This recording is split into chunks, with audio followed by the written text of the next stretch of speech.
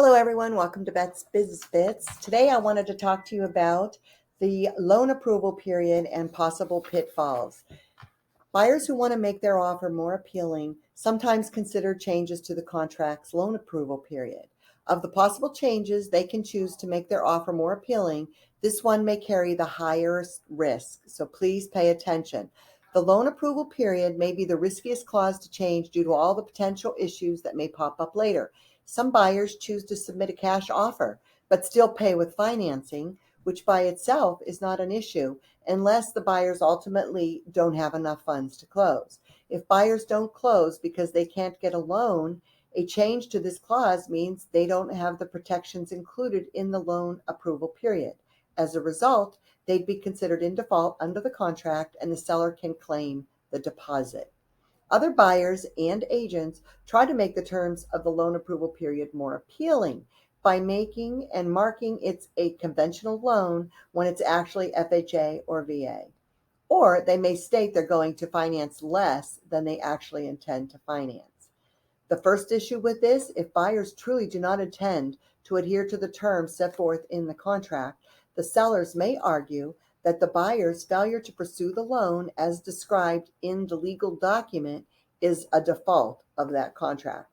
In the case where buyers opt to move forward with a VA loan rather than a conventional loan as written in the contract, the sellers would not be obligated to absorb costs associated with VA financing.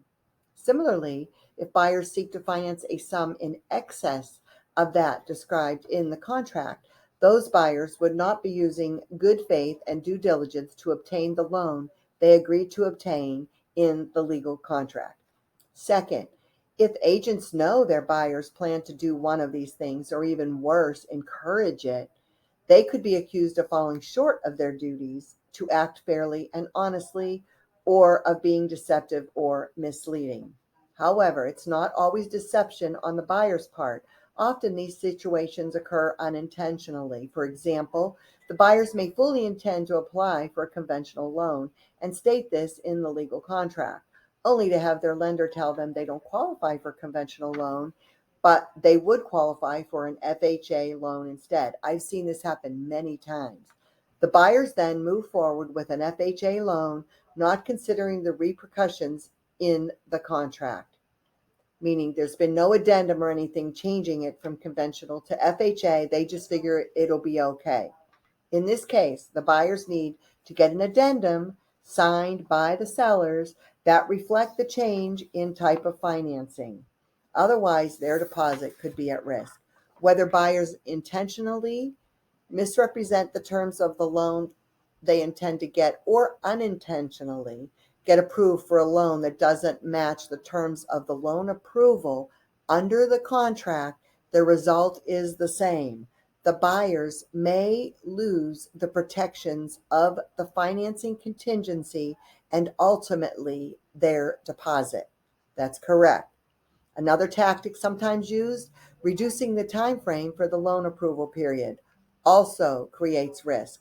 If buyers fail to provide notice to the sellers either that they have obtained loan approval or have not obtained loan approval within the appropriate time, the contract gives sellers 3 days to terminate.